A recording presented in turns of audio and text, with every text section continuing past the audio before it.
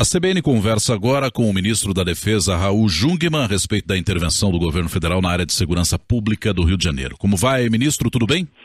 Tudo bem, Roberto, e boa tarde aos ouvintes da CBN. O ministro, era inevitável a intervenção do modo que foi proposto no Rio de Janeiro? Olha, a gente acreditava que os resultados iriam surgir, e alguns deles estavam surgindo. Mas o Rio de Janeiro tem pressa. O Rio de Janeiro, como eu algumas vezes cheguei a falar, vive muitas vezes uma situação de desamparo, de desespero, de vulnerabilidade, e isso ficou para nós muito impactante, se é que tudo que já veio antes também não era, mas ficou muito explícito, sobretudo para o presidente Michel Temer, durante o Carnaval. Aquele sentimento de anomia, de desordem, da sequência, tudo aquilo que vocês viram, que você sabe, fez com que então o presidente ele nos chamasse, os ministros, em seguida os ministros mais da área de defesa, segurança e inteligência, em seguida a área econômica, em seguida o presidente da Câmara e do Senado. E antes disso, eu e o ministro Moreira fomos ao Rio de Janeiro, apresentamos a ideia ao governador Pezão, que veio conosco para Brasília e participou de todo esse processo de reunião. Foram praticamente 2 dias e, 2 noites ininterruptas, construindo essa solução.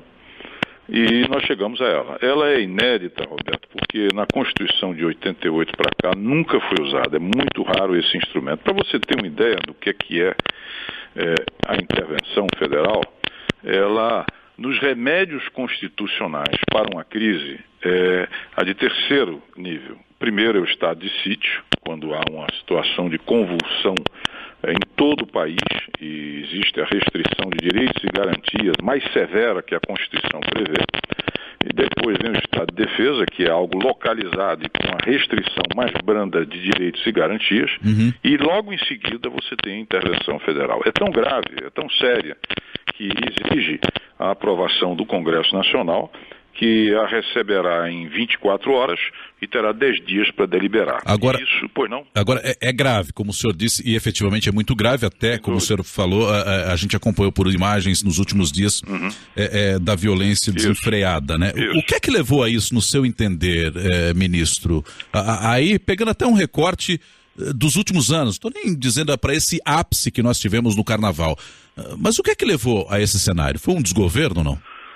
Olha, eu costumo dizer que esta tragédia carioca, e aqui eu faço questão sempre, Nonato, de chamar a atenção para o seguinte: em graus variáveis nós estamos vivendo uma situação similar em outros estados. Quer dizer, o Rio de Janeiro não é um outro planeta. O Rio de Janeiro ele está num nível crítico acima dos demais. Isso não resta dúvida. E eu posso, inclusive, especificar por que eu entendo isso. Mas voltando à sua questão, o Rio de Janeiro acumulou uma crise econômica, tá certo que o país todo viveu, e o Rio de Janeiro viveu muito com a questão, efetivamente, da queda do preço de petróleo, por exemplo, Isso impactou na arrecadação dos impostos, ou seja, uma crise fiscal, tendo por cima uma crise econômica, o que reduziu a capacidade do Estado de exercer os seus compromissos, salários ficam atrasados, investimentos são cortados, você deixa de ter a capacidade de custeio, não tem carro, não tem combustível, tudo isso. E ainda por cima você tinha também uma crise moral, porque hoje nós temos 3 ex-presidentes de Assembleia que estão presos do Rio de Janeiro, e temos também 3 ex-governadores que nesse momento também estão presos. Ou seja, a corrupção tem o seu peso nesse cenário. Enorme peso nesse espaço, tá certo? E você tem uma crise na segurança. Qual é a fase dessa crise da segurança? Eu sempre me refiro às 800 e tantas comunidades hoje que vivem sob o controle do crime organizado, da milícia ou do tráfico, e que elas, portanto, são um estado de exceção, onde direitos e garantias que a Constituição garante a um cidadão, qualquer um de nós, a mim, a você, eles não vigem, ou seja, eles não valem aí dentro. O cidadão não tem liberdade de subir, de descer, de adquirir as coisas, de viver com a sua família, enfim, de ter os direitos que usualmente os outros têm. E a cidade, ela passa a viver para evitar a violência, quer dizer, a cidade que é uma máquina maravilhosa para que as pessoas convivam umas com as outras a partir de regras, né, para que elas, enfim, se desloquem, compram, vendam, troquem, sei lá, se encontrem, etc., tudo isso passa a ser meio que deformado, porque no centro há a preocupação com a violência. Expresso isso também, que eu estou dizendo. Quando você vê que cultos, eles já não acontecem à noite por conta da insegurança, que missas também não, que as crianças, nossas crianças, não conseguem ter um ano letivo normal, a violência está deformando a sociedade. Entendi. E aí, aquilo que nós tínhamos, um cálculo, né, de uma velocidade, de um processo, de um andamento, não é, que eu continuo achando que sim, teríamos, mas o Rio não pode esperar mais. O Rio não pode. Então, por isso, esse remédio dos mais potentes que tem na Constituição Federal. Agora, ministro, hoje nós ouvimos uma série de pessoas que estudam também o cenário da violência, pessoas que já atuaram nessa área no poder público também, e boa parte deles dizendo que isso é um paliativo, mas que seria um paliativo necessário para esse momento de crise. Eu queria ouvir a opinião do senhor a respeito disso e mais.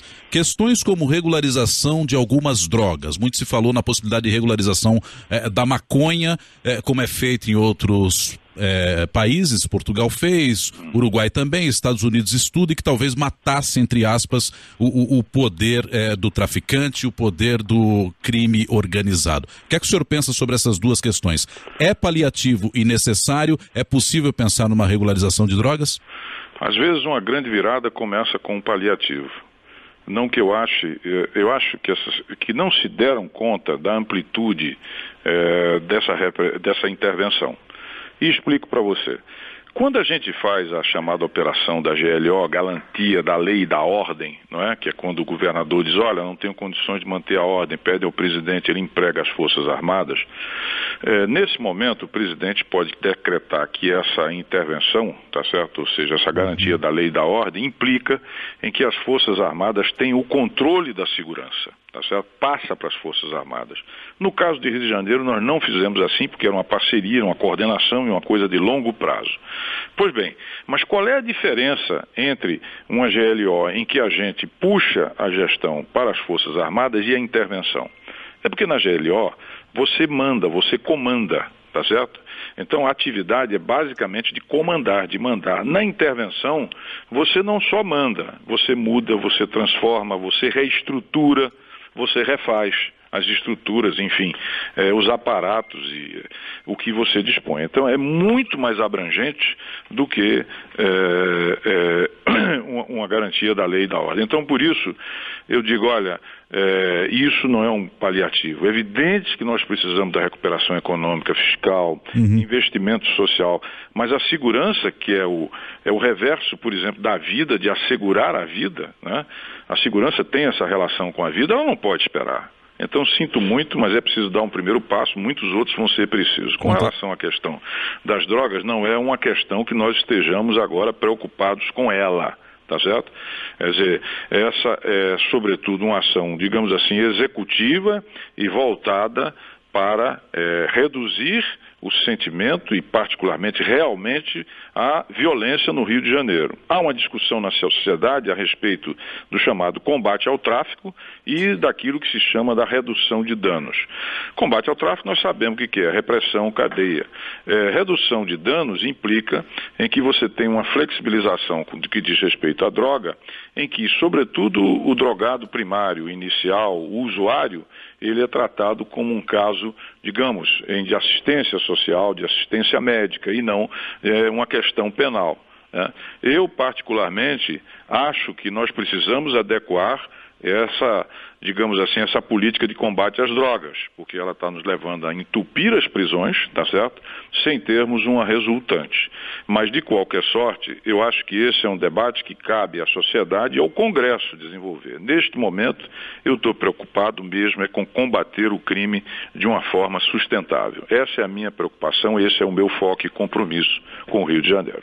Ministro, muito obrigado por atender a Rádio CBN. Uma boa tarde ao senhor. A todos muitíssimo obrigado e até breve. Esse é o ministro da Defesa, Raul Jungmann, falando à Rádio CBN. Ele citou ali GLO, que é a garantia de lei da ordem. São missões, né, que são realizadas por ordem da Presidência da República.